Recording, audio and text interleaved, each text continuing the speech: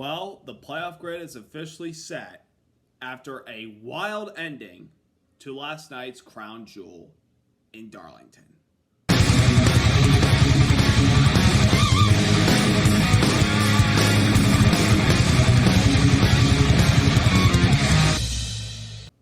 Hey there, race fans. It's Race Day Top 5 with me, Frank 5.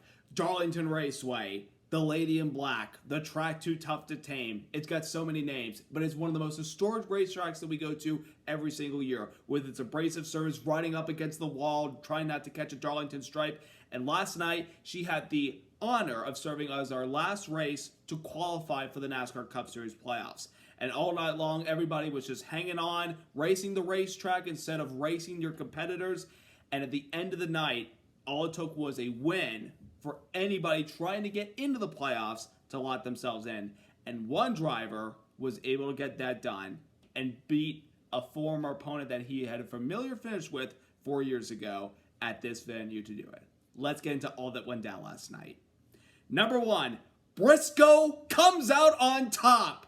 Chase Briscoe for Stewart-Haas Racing captures his second career win, his first win of the season, and his first crown jewel, winning last night's Cookout Southern 500, beating out Kyle Busch, Christopher Bell, Kyle Larson, and Ross Chastain to win the race and lock himself into the playoffs.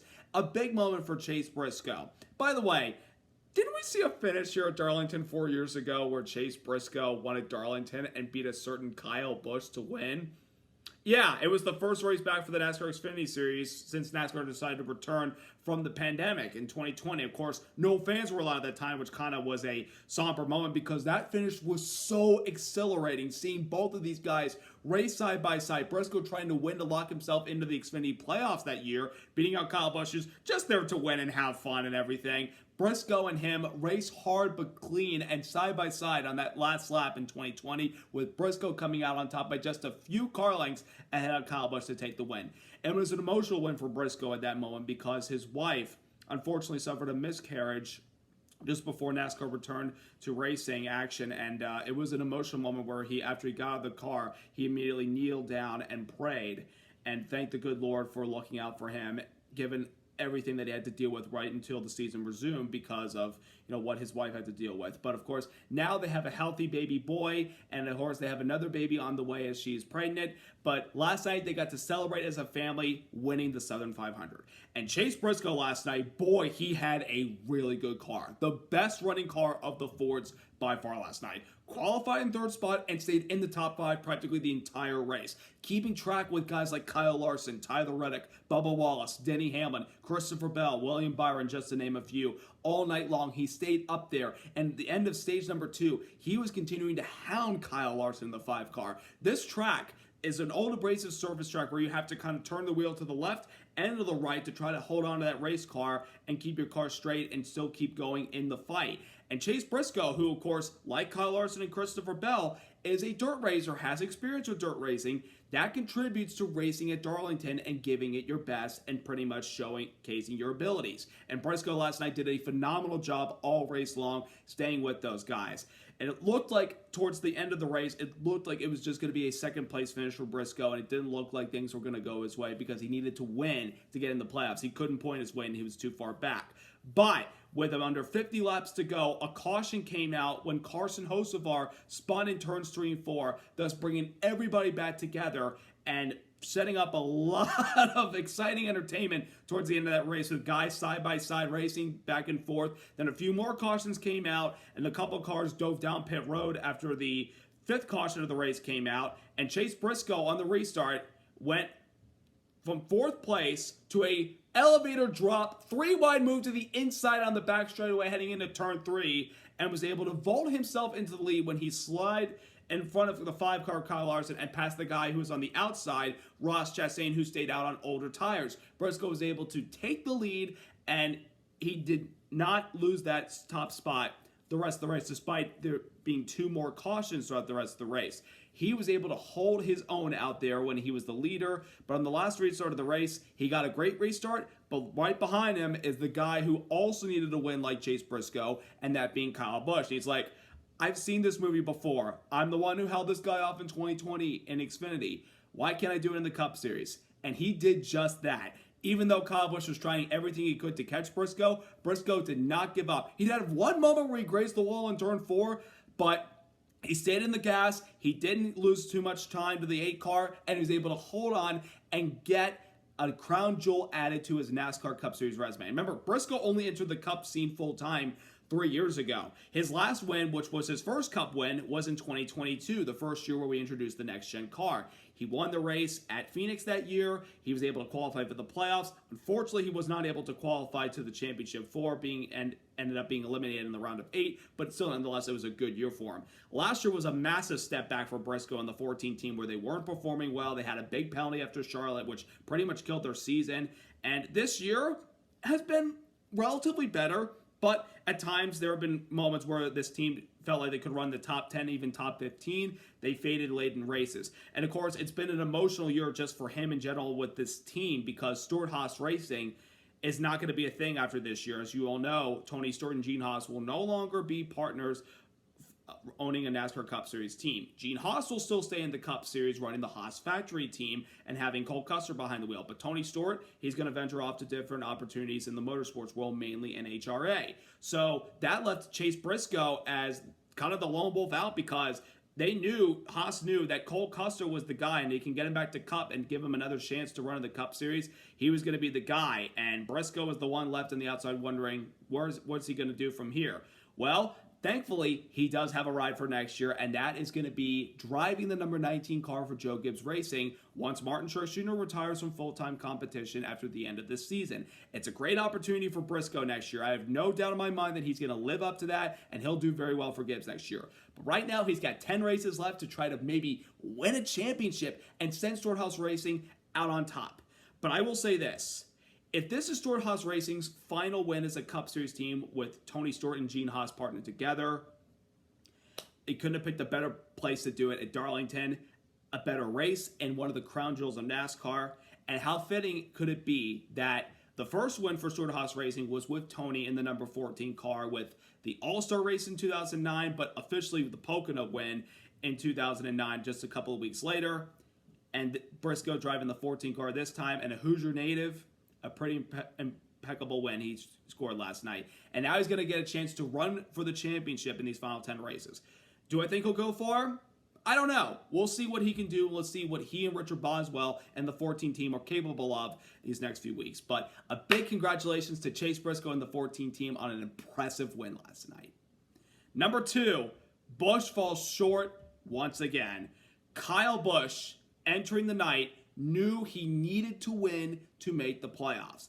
He gave it his all race long, and came oh so close once again, back-to-back weeks, finishing runner-up to the race winner, with him not being the winner. And unfortunately, because he was not able to win a race, Kyle Busch will not be part of this year's playoffs. Boy, I don't think I would have had that at the beginning of the year, say Kyle Busch would miss the playoffs. It's been that kind of a year for him. It's been a struggle for him in his second year with Richard Childress Racing, with struggles on pit road, bad luck on the racetrack, not a lot of fast race cars. Things have not gone their way this year. But ever since we returned from the 2-week summer break, while NASCAR took time off, while the Olympics were airing on NBC and USA, RCR took some time to try to revamp the program and try to work on some things to try to get them back up front and competing up at the front. And those changes seem to have worked for the team, because when we returned from the break, the Richard Childress cars have been much more competitive than they were before the break started. I mean, of course, Austin Dillon won at Richmond, but unfortunately his playoff eligibility got stripped because of his actions on the last lap in turn 4, hulking the 11 car. He was able to keep the win, but his playoff eligibility was taken away from him, and unfortunately he is not part of the playoffs because he was not able to win any of these races after his eligibility was stripped from him. Kyle Busch, of course, knew he needed to win to make the playoffs. He did okay at Richmond with the top 15. Then Michigan, he ran top 10 pretty much the entire day and finished in the top 5. And then last week, he survived all the chaos, had a very strong car, and on the last lap down the backstretch, it looked like victory was his, but then Harrison Burton gets a big push on the outside from Parker Retzlaff to take victory away from Kyle Busch. Even though Kyle tried coming through the tri-oval to take the win from the 21, it wasn't enough. And last night, he tried his best. He wasn't anywhere near the leaders for a majority of the race last night. He was hovering around the top 15, which is still decent, but we felt like he needed to be a little bit higher through the grid to have a shot. But when we had those cautions late in the race with under 50 to go, and we had a lot of restarts and guys shuffling around the positions between strategies versus guys electing to come in and take tires versus some guys staying on older tires until another yellow came out, Kyle found himself inside the top 5. Then he was one of the cars that pitted on that last caution when a big wreck happened in turn 2. And he was able to restart in the inside lane. He made a 3-wide pass into turn 1 and started passing guys like crazy and got to second with 15 laps to go. And I'm thinking, he's got fresher tires than Chase Briscoe. He might run him down and make up for the one that got away from him in 2020 in that Xfinity race and finally win this year to make the playoffs. But unfortunately, the closer he got to the 14 car, he just couldn't be able to get by him, even though we had fresher tires, because this track, again, is a cheese grater in these tires. You got to be quick with how you use those fresh tires at the beginning. You got to be able to be smooth and methodical, pick up as many spots as you possibly can. I mean, he did everything he needed to do to get up there to have a chance, but unfortunately, he fell just one spot short, and unfortunately, for the first time since 2012, Kyle Busch will not be a part of the playoffs. Now, his winning streak that he's won every single year since he's been in Cup since 2005 as a full-time driver, it's not over yet. He's still got 10 more races left to finish out the year and try to at least get a victory to lock himself in the playoffs. And post-race, he was a little disappointed, but he was very proud of the effort that he and his team put together, because he said at the beginning of the race, he didn't think they had a shot at all, but as the track cooled down and they started to get further up the grid and that strategy call at the very end to come in and get those tires and be the first one off pit road, he said, I couldn't have asked for anything more, and, we gave it our best. And now he's going to try to look at the positive that they've been running better lately, and they're going to try to win one of these last 10 races, as many races as they can, to try to get better for next year. I think next year Kyle Busch will return to the playoffs and will be much more competitive. They found some things with Richard Childress Racing those last few weeks. If they can carry that momentum into the last 10 races of the season and into next year, Kyle Busch can get back to the top and be a championship contender once again. So, unfortunately, Kyle Busch will not be part of the playoffs, but you can't say he didn't try. Number 3, the playoff bubble comes to a conclusion. Entering last night's race, we knew that at least 2 drivers were going to be able to point their way in case somebody new won. If somebody below the cutoff line did not win last night, then 3 drivers would have pointed their way in. But at the end of the night, with Briscoe's win, 2 drivers get in on points versus the other competitors that were trying to point the way in. The 2 drivers that are in on points are Martin Truex Jr. in his final season, and for the first time ever in his Cup career and in only his second year, Ty Gibbs. Those 2 are in, while Chris Buescher, Bubba Wallace, and Ross Chastain have been eliminated from the playoffs. But let's kick off with Martin Truex Jr. because entering last night, I felt like he was going to be a guy we were going to talk about for the race win, or at least finish well inside the top 10 to point his way in.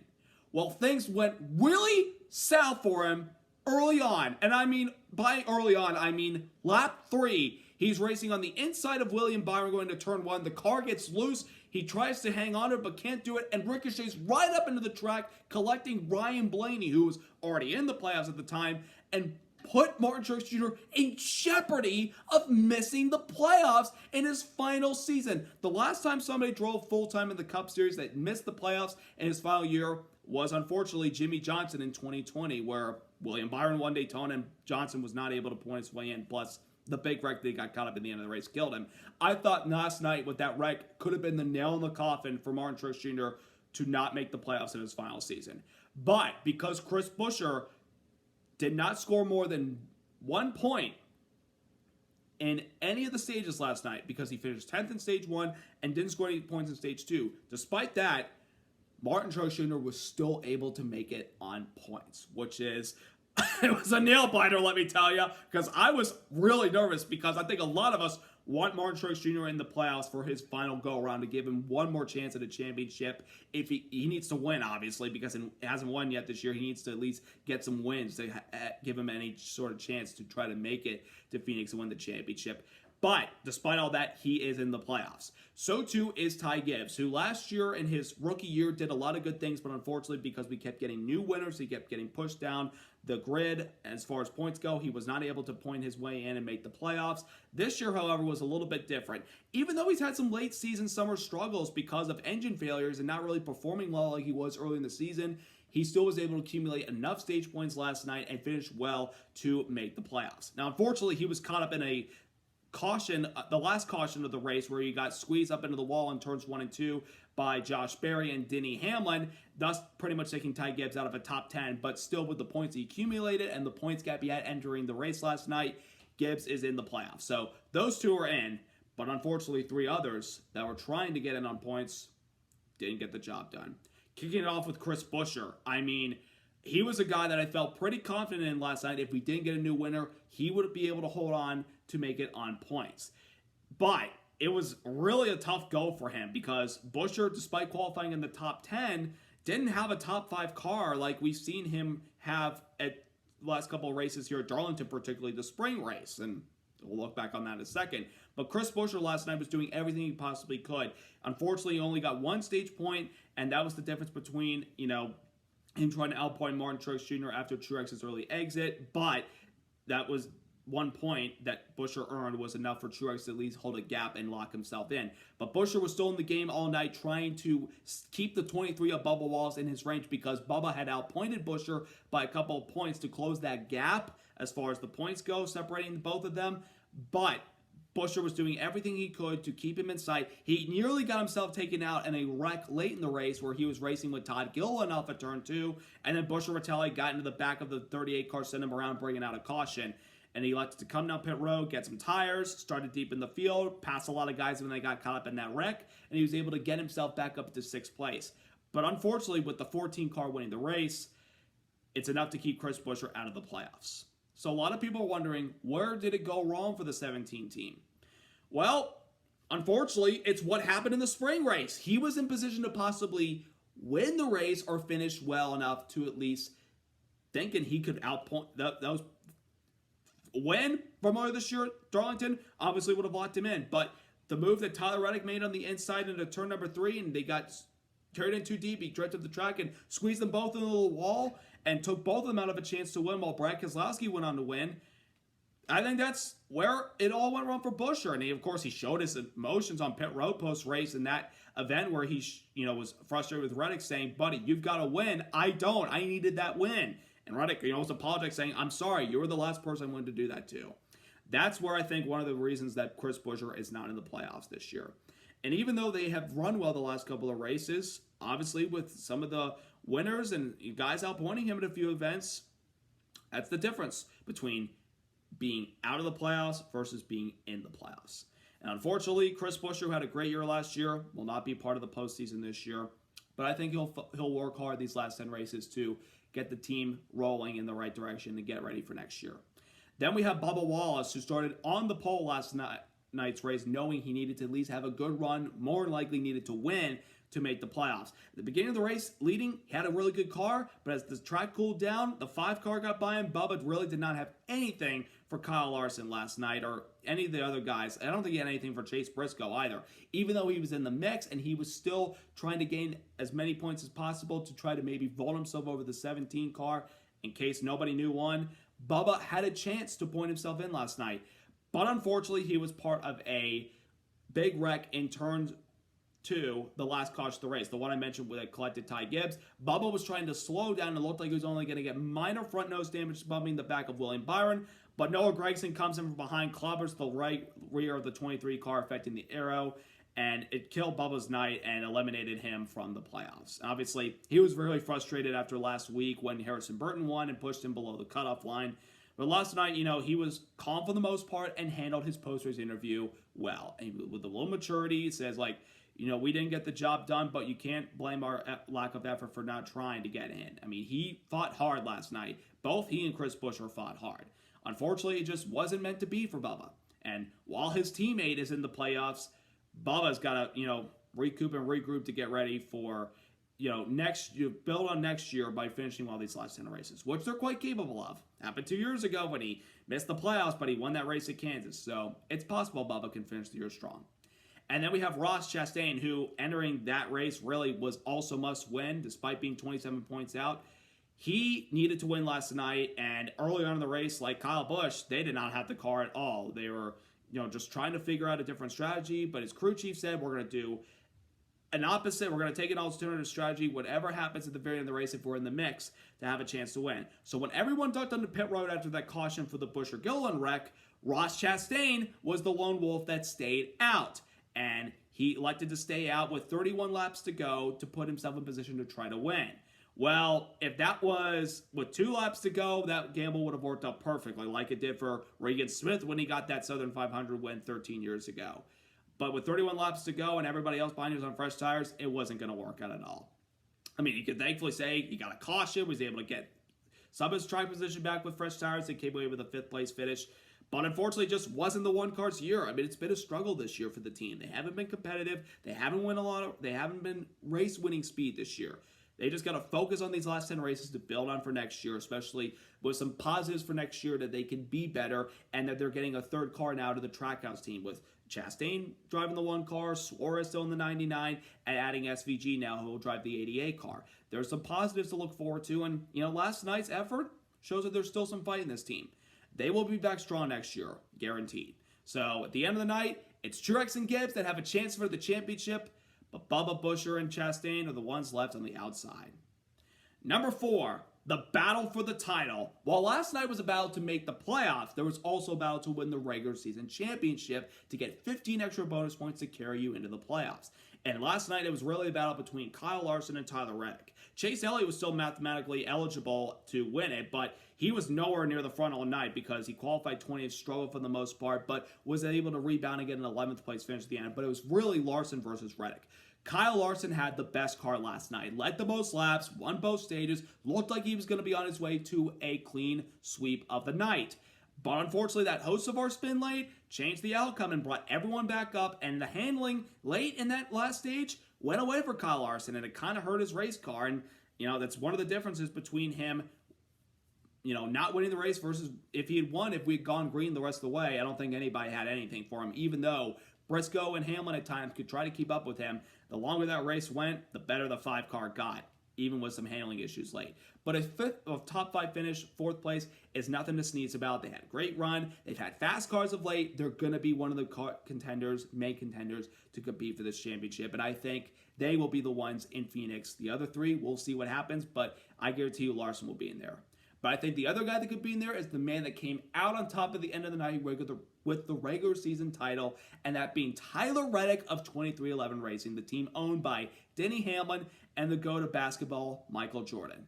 And last night was a battle for Tyler Reddick to get their regular season championship. He came home with a 10th place finish, which he came in late in the race to get some 4 tires to try to pick up as many spots as he could to outpoint the 5 car to get that regular season championship. And he did just that. By finishing 10th, he was able to beat Kyle Larson by 1 single point to get that regular season championship and 15 extra bonus points. A big gutsy effort by the 45 team. And no pun intended for gutsy, because last night he did it while he was ill. Tyler Reddick had been feeling under the weather since Friday, battling a little bit of a stomach bug that he accumulated from his son, who wasn't feeling good the last week or so.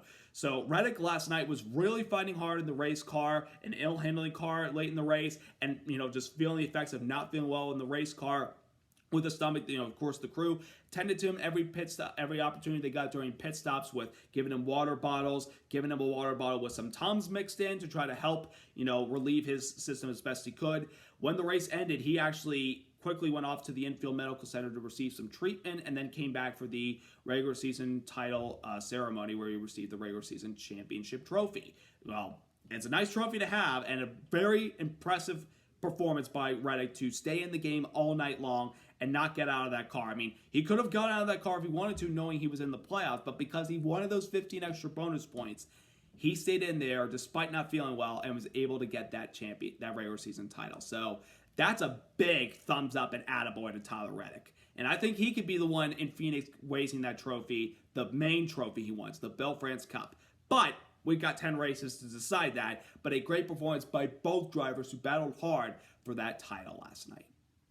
And number 5, the racing at Darlington. We all know Darlington, old surface, running up against the wall, provides a lot of entertainment for these guys. Well, last night, despite the early incident that took out Truex and Blaney, for most of the race, the rest of stage 1 and all of stage 2, it was clean and green, long green flag runs, guys managing their tires. A lot of pit stops happened when guys needed to come in and get these tires and vault over a few guys. Some guys extended longer in the long green flag runs stints like Denny Hamlin and Kyle Busch, for example. Some guys pitted early like Larson, and of course the guys battling for the bubble to get it on points. Looked like it was going to be a relatively calm, but Darlington is Darlington. It's so much fun to watch type race. But as I mentioned late, with that Hocevar spin, it bunched everybody back up and made the battle at the very end between who would point their way in and who was going to win the race very, very entertaining. Had me on the edge of my seat. And of course, you had that wreck with Gillen and Buescher. We had another Hocevar wreck, and of course, the big one in turn 2.